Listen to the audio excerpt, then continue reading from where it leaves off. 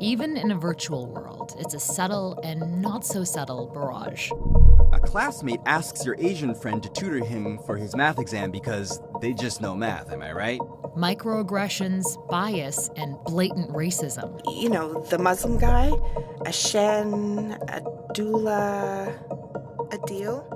Though this is just an avatar, her words are representative of everyday discrimination. He's so touchy about his name. You know that sounds racist, right? In VR, Alice and other avatars are tools to help users examine unconscious bias, point it out, and then call it out. They are a door to help people go into a room and help people start the conversation. Michael Avis, who is an educator and technologist, was curious to see if the immersive world of VR could be used in anti-racism training, an idea that was reinforced during the pandemic.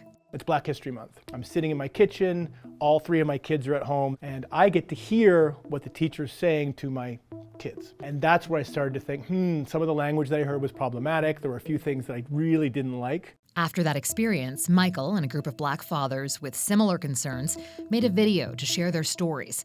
They also offered to be a resource for their kids' schools. We came together today just to have a quick conversation about having our kids grow up Black in East York and being part of the education system. I'm just curious about what you heard that was so troubling to you.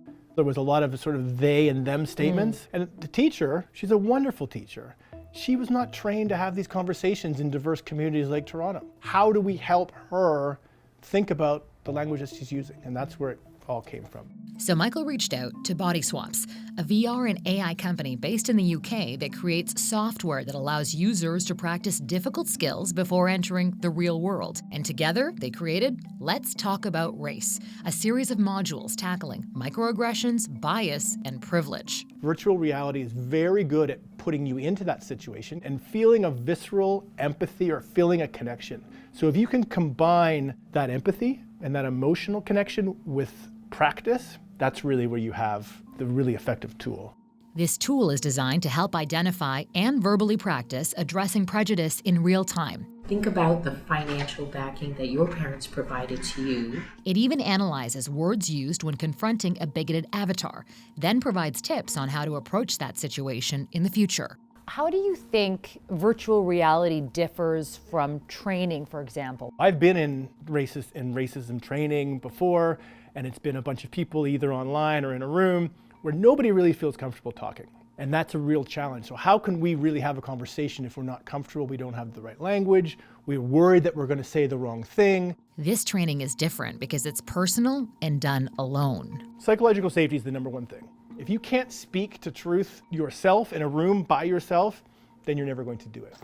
We got to see firsthand how it worked. We met up with Michael at a Toronto Catholic elementary school where he was training staff. You're going to go to a private place where no one else can hear you, and you're going to interact with this software. Okay, so we're going to get set up. You can sit right here. I think it would really suck to have people look at the color of my skin and assume that I'm here to do them harm. Being treated with suspicion all the time must really affect how you feel about yourself. And did you find it valuable? 100%. Listening to just even my response, I thought, I can tweak things, add more, so it was good. At times, I definitely felt myself getting worried about what my own biases were, but I think the prompts were really helpful to help me overcome it. So far, Michael has shared it with dozens of companies, schools, and healthcare networks. It's a put up or shut up moment, I think. Don't create these systems if you don't actually have any action in mind. I think that this, even if it's a small piece, is very action oriented. It's about changing behavior, it's about practicing on your own.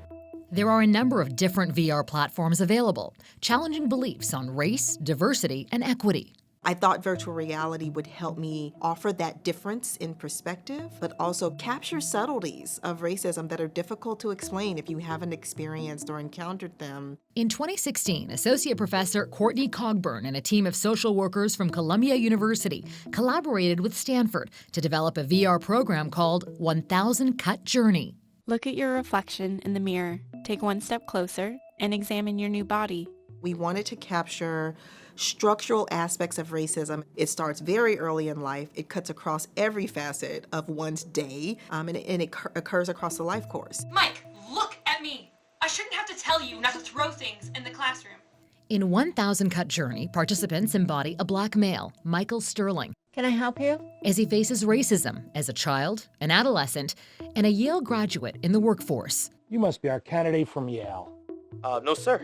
Mr. Murphy, Mr. Sterling is our candidate from Yale. It's about observing white racism from a Black perspective, which is a really different orientation and one that I think helped keep us in this place that made it really rich and powerful and not reductive and not about entertainment and not about performing as a Black person, as a Black avatar. We decided to go with someone else who was a slightly better fit. Courtney's been studying the effect the VR experience has had on those who've tried it, and if it achieved a lasting impact. I think it's a catalyst for change, but insufficient in isolation. Get down on your knees and put your hands up. But I think what we've accomplished is that it changes people's relationship with racism. The research found the study group, made up of white liberals, had changed their perspective on the issues of race, even 14 weeks later. There's this shift from it's a thing I'm observing out there, and it's now a thing that I see myself as a part of. So I think there's something about the VR that's been really powerful in shifting that perspective. I've found that people are also more open to difficult conversations once they come out of the experience. All right, so how do we do this? We wanted to try the training, so Michael set us up with the microaggressions module. Okay, so all you're gonna do really is just use your hands like you would normally. You see the little arrow on the right?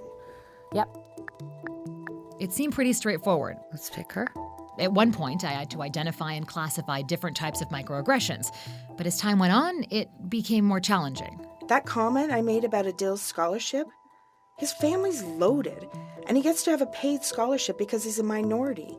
I had a lump in my throat when I had to confront Avatar Alice on her racist remarks, and for some reason I felt like I was being personally attacked. But I had to put all that aside because the software was now asking me to disarm her and get her to reflect on her own bias. By you saying that he's lucky to have that diversity scholarship makes it seem to me that you think that he only got it for that reason. Now, Adil also has really good marks, he's worked really hard. So by you saying that, it makes you kind of dwindle him down to just his race. And for people who look like Adil or who look like me, that is insulting because we're so much more than what we look like on the outside. So next time you think about someone's skin color first, maybe think about what else they've done to get to what they've achieved. All right. Was that half an hour? Yep. Wow. How did you find the virtual reality compared to sort of traditional learning that you've done? It was a lot more immersive versus a PowerPoint or a module where you're just listening to someone speak. And also challenging my own perception, thinking that I was really good at this because I've done a lot of this work, and then when I was put on the spot, not being able to find the right words in that moment, I think that was really eye-opening. Did you find any of the parts of it triggering? It was interesting to me how guttural it felt and how angry I was at what was happening in front of me. Even though it wasn't real, I felt the injustice in that moment, and it was like the whole facepalm, like, how do you not understand what you're saying is racist or troubling? But I think the most effective part was when I was put on the spot to have to call the person out, right? Mm-hmm. That's uncomfortable. For me, I'm not somebody who likes confrontation. So to put it in a way that disarms people when I'm already agitated and at that level is very challenging. There's now more awareness of racial injustice and inequities, but solutions and real change still need to happen.